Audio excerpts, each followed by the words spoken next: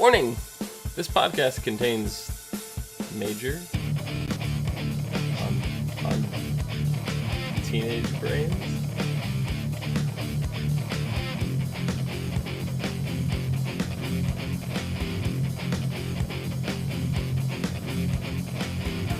What's up, everyone, and welcome to the ASOTVpodcast for iZombie, Season 3, Episode 2, Zombie Knows Best. I'm your host, Dom. With me, we have resident zombie Nikki and Kim. Hi. How's it going?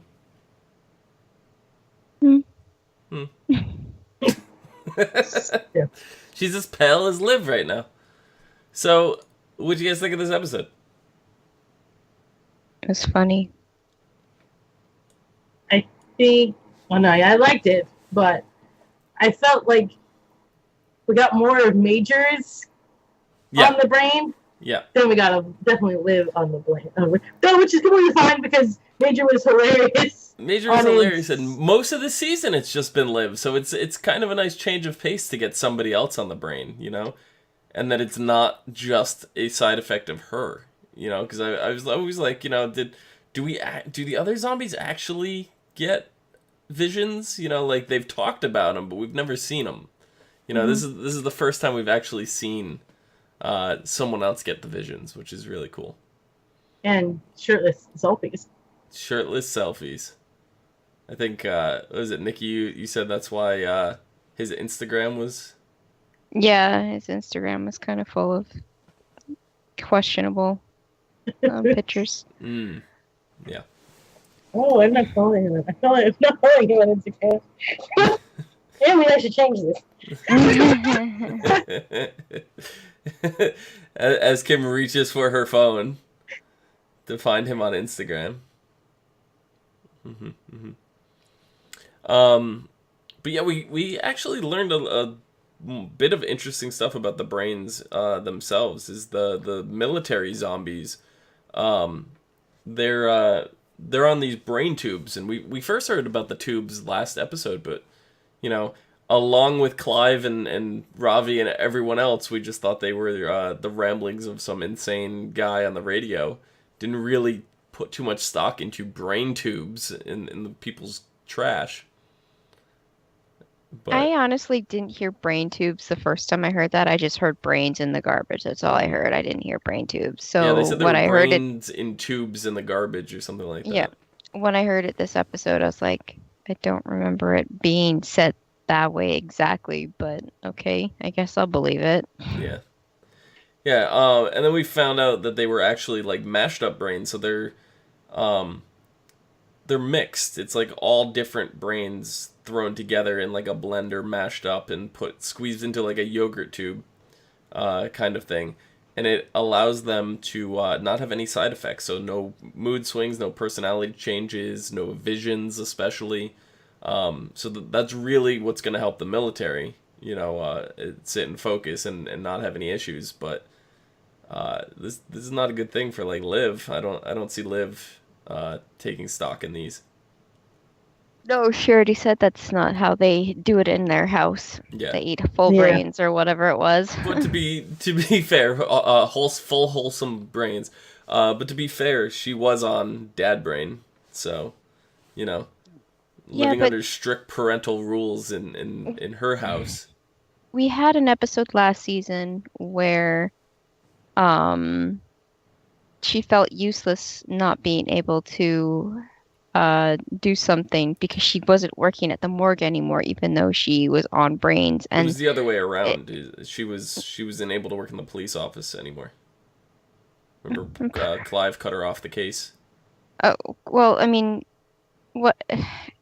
Anyway, she felt useless because she couldn't contribute with trying to solve a murder because she couldn't use her visions to help out. And you know, I think cutting herself off and going on these two brains would have the same effect. Yeah, probably. Did you find anything over there, L'Oreal? Look at her hair. Look at the way it's blowing in the breeze. She's in a L'Oreal hair commercial. Oh, I don't have my phone. I can't tell you the name. Otherwise, I would. Yeah, so, like, we had this whole thing with it was Stan the father, Cindy the daughter. They were driving at 4 a.m. on the way to ice skating practice when they got rammed by another vehicle. They died. So that was kind of like, it was nice to get back to like the mini murder mystery police investigation, kind of thing that we've stepped away from the last couple episodes. Well, obviously the first episode of this season, but even last episode, it really wasn't focused on that too much. It was about taking down Max Rager, the finale from last season. So to get on that, it was kind of cool. The number one suspect was Cindy's friend Winslow at first, because apparently she unfriended Cindy and like all this stuff, and we later found out that Winslow actually slept with her stepdad. I was like, ugh. Oh, that was disgusting. I wanted to puke. No, that was really gross. Yeah. Like, Yeah, but I mean, How does that go, Kim? I'm not saying that Winslow did the right thing, because her stepfather was decent looking, but I mean, she's 15. Is that? Yeah. No, sweetheart. No. Yeah, it's considered statutory rape. So, like the whole thing was led to believe that it was the stepdad, Ken, who was actually the killer here. That he was trying to cover up the relationship so he didn't have to get arrested. Babinock got a warrant to search her phone. And, the warrant he got because there's a citation for driving without a license, stick shift just like her stepdad's truck. So it's kind of leaning like, is it Winslow? Is it the stepdad? It was kind of going in that direction. And then Ken apparently took off. And then we'd later find out it was actually the wife. Right? So did you guys call that at all? Like, who are you placing it on out of the three? I honestly didn't know, and it did start making sense as it got closer to the end of the episode. But I don't know. I was actually kind of expecting some person out of left field. But yeah. I mean, the wife pretty much was out of left field at that point. She was super cooperative. Right. At first, she's like, "What are you doing?" She barges in work with Winslow and Ken. Whatever. What are you doing? And then, as soon as Babineau had the warrant, it was just like, "Nope, hand it over." It was like whole bunch. Like, she was very, very cooperative. Then she goes in to the police as soon as Ken's missing. Did you find it yet, Kim? You're like not even with us. Sorry. And she goes to the police. She's like, Ken ran off. I found out that the two of them were in a relationship. Ken broke it off like a week or two ago. Winslow apparently had told Cindy, and Cindy's dad said that they were going to the police, and that's where the motive was. So it seemed like it was Ken up till that point. I gotta say this. The moment, I don't know what it was. I don't know why. But the moment I saw the mom, I immediately went, she did it.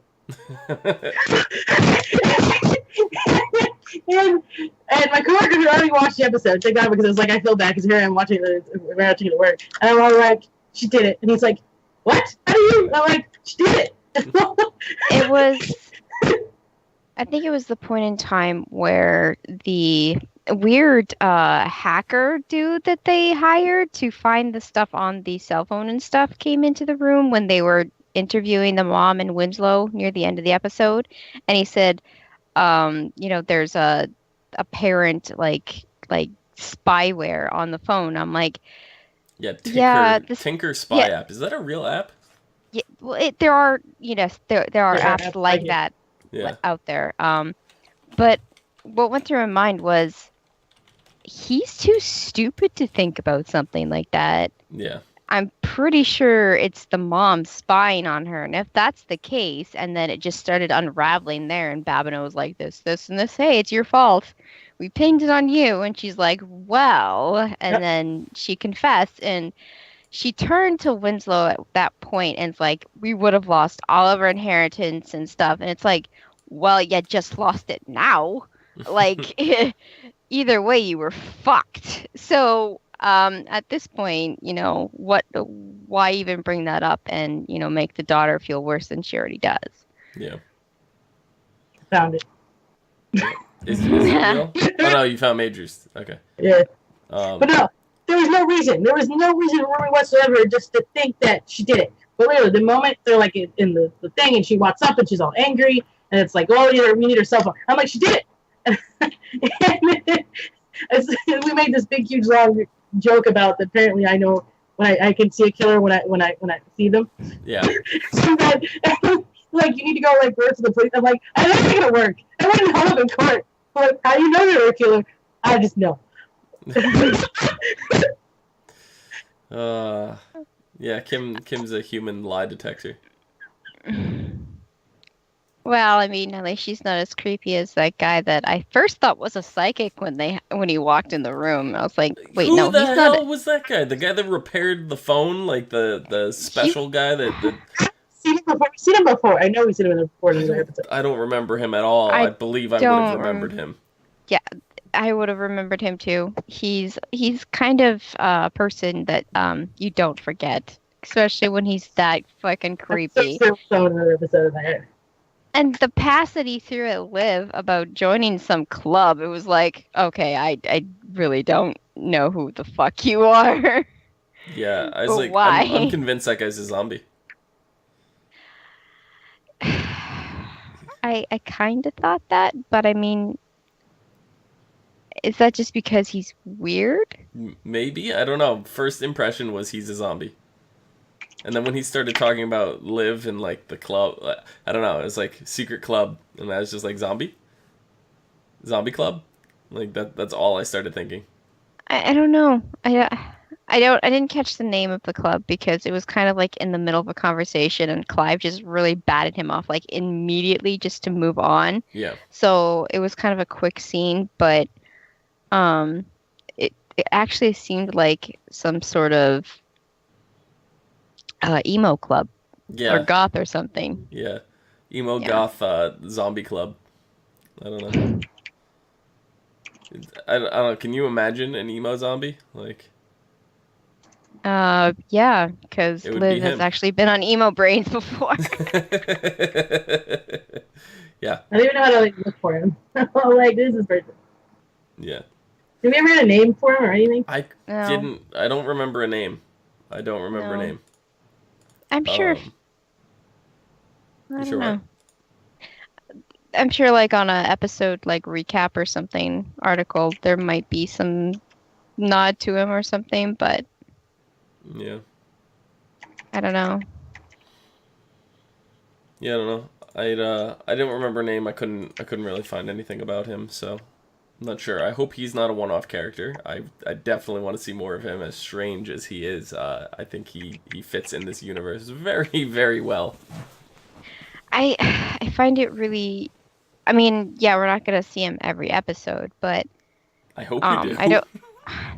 At this point, they have so many new characters to deal with. I don't think they can afford to have another character like him in the series, because we have all of the like the Fillmore Graves people, especially the director of the company, and then we have the new chief Vivian Stoll. Yeah, Vivian Stoll, and then we still have Robbie, we still have Peyton. We still have them. We had Blaine's no Blaine still there. or Peyton this episode at all. So. Yeah, it's this particular story had no place for Peyton, and they did mention Blaine a little bit because of the memory serum, but they mentioned Peyton a bit too because Ravi had some trouble like getting over. He goes, I can't stop thinking of Peyton and Blaine and. Oh my gosh. I think he has more issue with Blaine at this moment like being with Peyton than that the actual what went down. He's just why Peyton? Why would Peyton choose him? Kind of thing. Hmm. It's like if anybody else were that person that she happened to slept with, it would have been no issue. But it was Blaine, and that's the issue. Yeah. They like can't find a finger. Yeah, no, I looked before. I couldn't find anything on him. No. But yeah, it would have been a little too crammed to have all these characters, whatever. But having this particular guy, the guy that repaired the phone, as kind of Tech savvy like their dude. yeah, their CSI tech, like Mm-hmm. forensics analysts, like oh they need bullet work done, and have that guy come in and fire the bullets out of the barrels to see if it matches, the etchings and stuff like that. Like having him Yeah. come in to do that, and even if he's only in the episode for like 5 minutes, would be absolutely fantastic. Like I really just want this guy in the rest of the season from now on. Is it because he kind of reminds you of an emo magician? No? No. See, when he first came on, like not when he first came on, but like after seeing his mannerisms and like hearing the way he phrases when he talks, I was thinking like not Chris Angel. There's Yeah, somebody else. kind of like Chris Yeah. I was It's just like like he doesn't exist. Angel. maybe he doesn't. They were Told all you, I couldn't find hallucinating. anything on him. I think we imagined him. Yep. But yeah, Vivian had. Speaking of Vivian had mentioned that she had a bunch of like pamphlets and flyers and ads and stuff on her desk for Baracus. And Liv looks down and goes, "A zombie mayor?" So is this the current mayor, or it seems like they're trying to No. elect a new one? I think they're in the process of electing a new one. Yeah, Yep. and with this whole thing about people, like we found out when like the very end of the episode, Clive went to investigate the neighbor to the people who murdered Wally's family and all that, and we'll get to the background of Wally in a minute. But he went there to investigate that, and they questioned the guy who had been on the radio, and he revealed to us that hundreds of people on his message board had access to Caleb Banana's address. They knew about zombies. They planned to go and kill them. So there's hundreds of suspects. No, they're not going to be able to pinpoint down exactly who killed uh, Wally, Caleb, Banana. But now it's like the world is kind of discovering the existence of zombies, and Vivian had mentioned we initially projected 3 years until people figured out, and it's been 21 months and 21 days since the boat incident that Liv got infected on. No, it's been 22, it basically 22 months. She rounded it up. She said 22 months since the party, the Fillmore Graves people got infected. She did not mention the boat at all. Oh. Yeah. It was a completely different incident. Wait, what?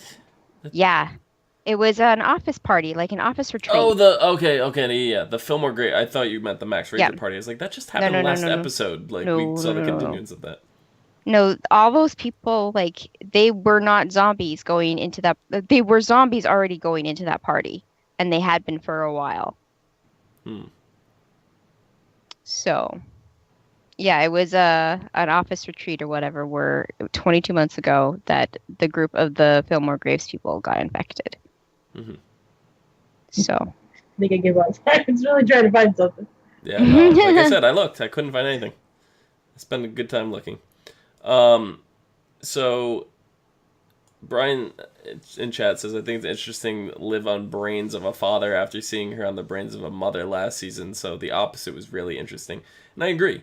I think it was fantastic, and I think seeing Major on Cindy's brains was absolutely, like, he didn't want to do it from the start.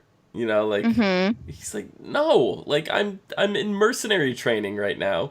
I do not need to be on, teen brains. it wasn't even that wasn't even his first excuse of why he didn't want to eat the brains. He's like, I don't like the cold, and then he went on to saying other things, and it's like, Major. Oh goodness. Mm-hmm. Because she's an ice skater or whatever. The So whole thing during that, though, Clive's reaction to actually watching them eat the brains. Like, this is Clive's first time witnessing this. Like, Clive has known yeah, that Liv acts weird, right? Now he knows why, and he gets to see the whole process, and this is his first time seeing that process. He was like, he was gonna be it was sick. also his. Well, not only was it his first time, it's the first brain she's eaten while Clive is known, and he didn't know that she cooks the brain right in the morgue. Yeah. He's like, she does it right here, and Rob's like, yeah, you get used to it. It's like his eyes just wanted to completely just bounce right out of his head the whole time, and then Robbie, offers him some chips later, and he's just like, no. And then And then Major comes in like, no, yeah, brain. Yeah, Major comes in and Clive goes, "Come on, just eat the daughter."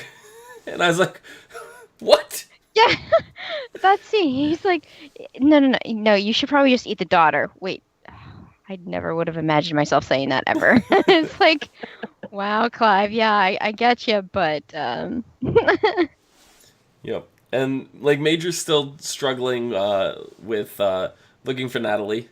He's come up with a few leads on that, but no real progress is being made.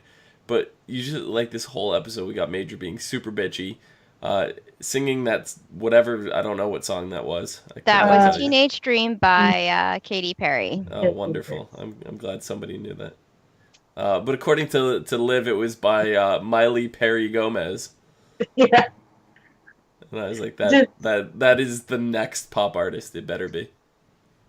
I mean, they pretty much all sing the same genre, so I mean, she wasn't wrong. It's true. Songs are very similar. Mm-hmm. Yep. But in the meantime, Liv, we didn't see much of her on the brains. It was still kind of funny the bit we did fixing Ravi's chair, re-oiling the chair or whatever. Doing just generic repairs around the office, changing the batteries and the smoke detectors, what she was getting ready to do, and she fixed the desk in the interrogation room. Mm-hmm. When Clive's sitting there, he's talking to Winslow. It's all just hunky dory, whatever. And then all of a sudden, Liv pops up. It's like, ah! I'm like, what the fuck were you doing under there?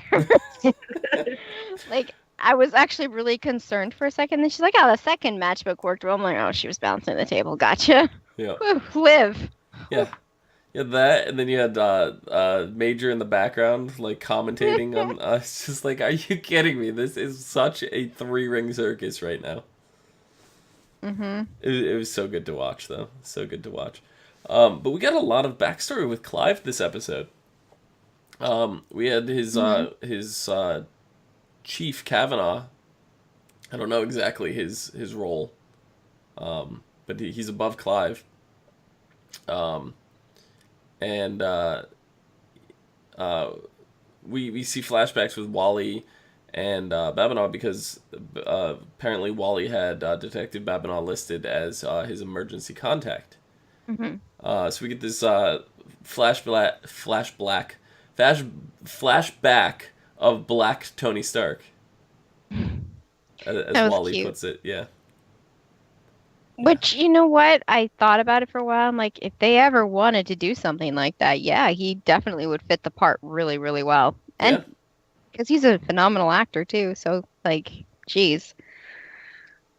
Mm-hmm. Yeah, and then we see the photo with Clive and Wally and Mom, the mom, Anna. Mm-hmm. And at that point, I was like, oh, no, you didn't, Clive. Oh, no, you didn't. Clive got some. He probably did, but they, he was trying to get some. He got some pie. Yeah. and Brian in chat, he says that Anna doesn't know the difference between pie and cake because it was definitely not a pie. It was a pie. It was a cream pie, and it was the way that it was packaged looked like it was a cake. Yeah, but Yeah, definitely resembled a cake. I'm not a big pie connoisseur myself, but there are, and the last pie I ate was actually a chocolate Boston cream pie, and it was very much like that. Yeah, it was packaged a lot like that probably. Especially like if you're getting it from like a whole one from a diner, they do have boxes like that. So Yeah. that was interesting. When she went to him to ask for the favor, she tricked him at the very beginning. She's like, "So could you cover my shift in the diner?" And he's just like, "Wait, what?" I know this is short notice, but can you cover my shift at the diner? Just kidding. Can you watch Wally? I And was when like, he, that's fantastic. I need to try that sometime. it was funny because I thought he was like, you know, kidding back when he asked, so what kind of pie do they have at that diner of yours? Like as if he was intrigued to go work at the diner rather than watch Wally. But Yeah. no, it was payment. Okay, I got it. I got it. It Yeah. was payment, but still, it was, the way I thought of it, it was clever. Would have been Well, funny. Clive got something better out of it. He got to watch Game of Thrones. Apparently, Clive has never seen Game of Thrones before, and when Wally suggested watching it, Wally passed out after what was it, the first or second episode? You said like the third Second or third, episode. Third yeah. episode, yeah. And it seems like he made it pretty far in. I couldn't recognize the audio from the show, but Oh no, no, it was just a bunch of random medieval sounds that they were playing. It Yeah. was not the actual an actual episode of Game of Thrones. It's It just, just sounded like a battle. That's all. it sounded like a Yeah. battle and it sounded like a dragon. So and there was a horse, and yeah, yeah, so I don't know. yeah. And then the mom comes in, is like, "Wait, you let him watch what?" And like she seemed gonna hit like, him. yeah, like I was like, "Oh, Clive is in deep shit." And then she's like, "Nah, I'm just kidding. I don't care." But next time, Just ask to let me. it happen again. I mean, we all know. If you watch Game of Thrones, you know how bad it is. Yeah. Yeah. I mean, he Blood, knew it was bad. sex. He's like, yeah, I totally covered his eyes, and yep. Yeah. He looked way too into it to even notice that the kid was watching with him at that point, probably. It was just like when they panned to him watching Game of Thrones, again, his eyes were popping out of his head. He was just really into it. Yeah. Yep. Yeah, like, because we've never seen him, like, geek out before like that. Game No. of Thrones is, like, his guilty pleasure now. I guess so. So, I Maybe wonder, we'll 'cause- get more references to that later on. Yeah, I mean, because this was a flashback. We don't know exactly how long it was, but Wally hasn't aged very much, so it doesn't seem like it was more than a year or two ago. No, he said exactly when. It was when he was doing undercover work before he came back to homicide. Right, so what It was was that? within the last couple years. Yeah, so a year or two ago. We don't know the Yeah. exact time. So, with that, it was kind of left off that Anna wanted to stay with her brother because when her husband got out of jail, like he was gonna come look, and that was the first place he was gonna to look. Oh, I forgot to mention the whole reason that Babinois came there and helped in the first place is because the family drama. We had like a domestic that got, that he overheard and just like barged in with his badge, and the husband assaulted assaulted Babinois. Assaulting a police officer is definitely time in jail. Assaulted. He assaulted him. He swung at him. You Did did he? swing. Yeah. Did he? I didn't see him swing. Oh yeah, he swung. Yeah. Yep. Babinois Definitely tried went to like after. hold him back, and he jerked his arm and like swung, but he kept walking, so it wasn't like a serious like but it's still assault. Pushing a police officer is considered assault. You can get arrested for that. Poking an officer violently is enough to. Go. Yeah. You could even just like he, and they'd be like, "Oh, you assaulted me. You're arrested." Yeah. Seriously, They can say that. Really, they Yeah. can say whatever they want. Yeah. Yeah. It's ridiculous, but hey. Yeah. So that's how we got in jail. So now like this is a big ordeal. So I'm wondering if the father is the one that actually killed them all. Right? Because we're led to believe now it's like the zombie conspiracy group, on the radio, but they're making a big deal out of it, and like the fact that Babinois was the one that put them away, and she ran, and she's like, I'm worried he's gonna come for me, and like went to go stay with her brother. Like that really just kind of worries me now. Kavanaugh at the end of the episode said that he got out, and within 3 months he was back in, and he hasn't been out since because of whatever he did afterwards. So it wasn't him. I don't know. I feel like maybe he got out. True, people do things from prison all the time. Yeah, but then I don't know. If he didn't do it himself, he could have ordered the hit. I don't think so either. I think it's gonna go along this whole like it's a conspiracy theorist thing. Because even now, like in the real world, there's a subreddit for zombie apocalypse preparation, and people who are like, get your guns ready and do your bunkers, and get your stock up on your food, and they exist out there. Oh, yeah. I've ran into a couple of them, and believe me, I'm like, same situation was happening in the real world, it would have happened the same way. Yeah. There's too many people who'd be like, oh my god, zombie apocalypse, and start shooting people. Yeah. It's not even just like zombies. It's just because people are paranoid about the government. So, people who are paranoid go do crazy things. You remember the whole rock salt, or the salt, whatever thing that happened? Yeah. I mean, everyone was just like, they freaked out. Yeah. It was just people on drugs. Yeah. Yep. Bath salts. Bath salts. Yeah. But like Kavanaugh is like he wasn't only questioning about that. It's just like we see him in the morgue later, and he's like, why would Fillmore Graves buy out an energy drink company? Why is this person missing their fingernails? Oh, we have a lot of thinkers in here,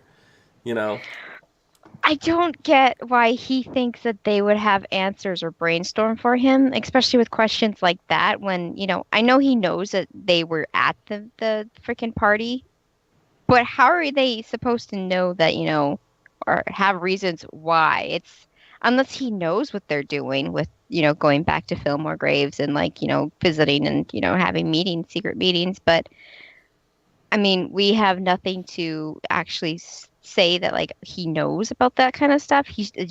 We're just led to believe he's just asking these questions because he wants some ideas to bounce around. I don't know, but like me, I think he knows no more than he lets on. Yeah, so do I. And this is the first time we've seen him. No. Yes. No. Well, I mean, this is like the biggest part he's had in an episode. So like when he was sitting there eating whatever he was eating, I'm like, is he a zombie? Because you can't really tell anymore because they all tan and die. It's like Liv is the only one who doesn't, so it could be anyone. We gotta establish this.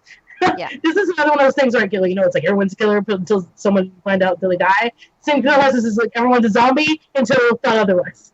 Yep. Pretty much. I don't know. He's getting super suspicious though. So I think he's on to something, obviously, but I think he's gonna make progress on it, and that's gonna put Clive in a awkward position. Not so much anybody else, but Clive especially, because Clive knows too much now. And then we get to play with that a little bit. Something that that aspect of it we never got to see before is Clive like potentially lying to protect Liv or covering something up to protect Liv. Never had that aspect before. So. No. I feel like this is going to be like the whole season of him trying to figure out what's going on. And I see either towards the end that he figures out what's going on and either gets him killed or he gets put into the loop or he gets turned into a zombie. That's the same as getting killed, right? Basically. Pretty much, yeah. I mean, to be honest, I more or less would think that he would choose. He wouldn't just get turned into a zombie. He would choose to get turned into a zombie because it would give him a leg up. Yeah. Maybe.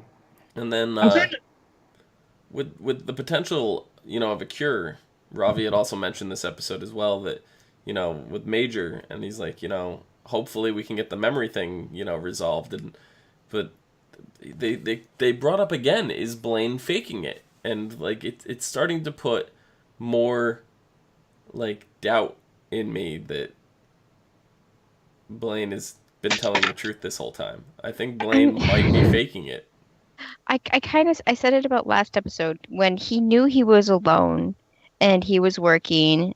He didn't seem like Blaine who had his memory. He seemed like just a guy that was just going with the motion. And I don't know. It didn't seem like he was faking it at that point.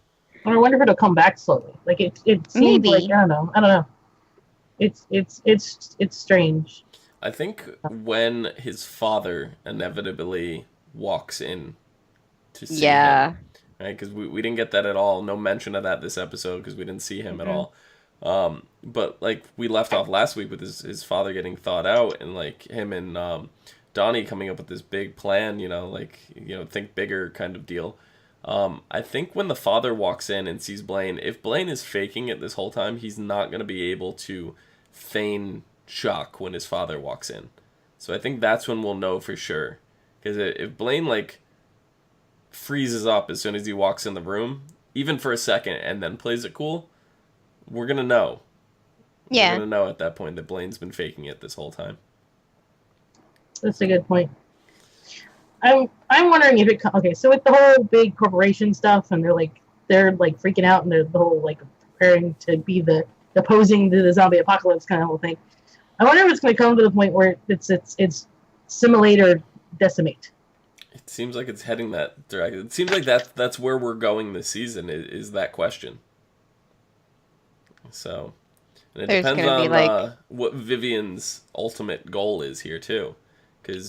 World domination. I feel like with her buying Max Rager, that she might be coming up with a way to release the chemical in more things to turn everybody into zombies. Can you imagine? Like contaminating the water source, because she talked about Seattle being the center of the zombie civilization. It's like, how do you make all of a city a center? You poison it and then you take over.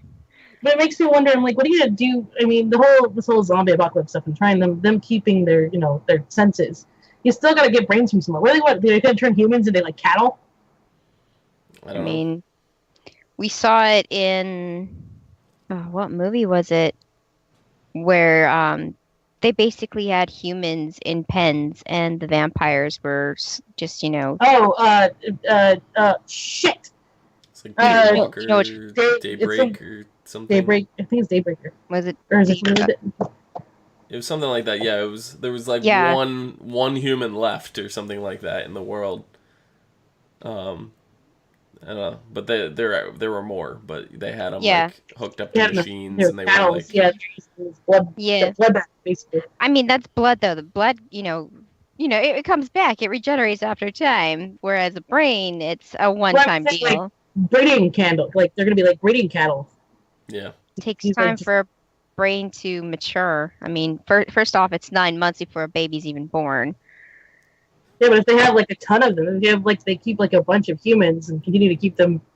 Could you imagine? I mean, if they didn't mash the brains up, if they didn't think of that they'd all be running around like infants, just laying there crying, change my diaper. Well, I mean, they'd have to wait, obviously, for them to Yeah, I know. To a certain age. But I mean, still, I think really, if you have, depending on how many humans they had, and they constantly have all of them reproducing. Yeah. Yeah, that sounds like that's a long drawn out plan that would take years. Oh yeah, years. It'd be and you years. get 1,000 humans. You mash up the brains. You spread it out of maybe 100 of them. You could feed the population for so long, and then the other ones are reproducing, and then all of them have kids, and then it's just a system. Down the line, it's the same way we get. Burgers, yeah. Same way we get burgers. The breeding of cows, it's the same thought process. Yeah, I think my point is the length and the difference is the time, because a cow, cattle, it doesn't take that much time for them to mature, whereas a human, it takes years. Yeah, it's Daybreak. Yeah, I mean, they if I'm not mistaken, I'm not an expert, but I'm pretty sure like the the birthing process for a cow is like 200 something days. You know, it's not. No, it's not. But I mean, like when they're actually birthed, Yeah, in yeah, order yeah. the They grow up time between faster. Yeah, no, I they grow know. up faster, and then they can they can reproduce faster as well. So it's like, cattle is a good, standpoint where like for us it's easy to, you know, get that, replenish our food sources because of the time length of their maturity. Yeah. Whereas for a human, it takes years. Yeah, and then the zombies will be like, "Oh, we got twins, jackpot!" You know, like be looking at that kind of stuff. You guys have anything else for this episode? I felt sorry for Clive the whole episode because basically, I mean, you see the hallucinations that the zombies get, and they're actual like flashes of hallucinations, whereas Clive was having like he was losing time of the day because he was just completely zoned out. I felt sorry for him because he felt it looked like he felt like regrets, and he felt guilty, and he was just saddened and depressed about the whole situation. Yeah. Yep. Next episode is called Eat, Pray, Live. Liv. Live. To help Clive solve the murder of a lifestyle guru, Liv consumes his brain and takes on his Zen approach to life. Oh God. Now the comment. That's now that makes sense. That Namaste. I was like, what the fuck? I'm like, that makes sense now. Hasn't she been on a like similar brain before? The lady who owned the Positivity coffee shop. Positivity and Zen are two very different things. Yeah, it's a very different thing. I know they're different, but it's similar in a way. A lifestyle guru, you're looking at like the whole kind of like almost like monk-ish lifestyle. Yeah, like nothing bothers him kind of thing. Where positivity is like gung ho. Like it's very very different. Ravi's old boss, Katie Cups, is getting closer to discovering the truth, while also getting closer to Ravi. Oh. Forget Peyton, Ravi. Meanwhile, Blaine and Peyton continue their budding friendship, much to Ravi's dismay. And finally, Major is struggling a bit at his new job. Well, he did point out that he wasn't as ripped as the other ones. So. Well, that's what we saw. They're chiseled abs. Yeah. I don't know. He looks pretty nice to me. There's a difference between like being bulk and then being a major. Like they were bulk and ripped. He was sitting there talking about his flabby stomach. His stomach is far from flabby. He was also an angsty teen girl. It didn't matter if she was perfect condition. You know, she would have thought she was fat. Yeah. That's very true. All right, so Nikki, where can the people find you? On Twitter at LadyVenom24, LadyVenom24. Excellent. Kim, where can the people find you? So on Twitter, it's H2FFI2Y. You can find me down below at Phenomenon, PHENOMEDOM. You can find us all and more on Facebook, Gmail, G+, Twitter, MySpace, and right here on YouTube at /ASOTVpodcast for some more podcasts for some of your favorite TV shows, games, and movies. Until next time. See you guys later. And obviously Instagram. And obviously yeah, go on Major's Instagram and follow him there.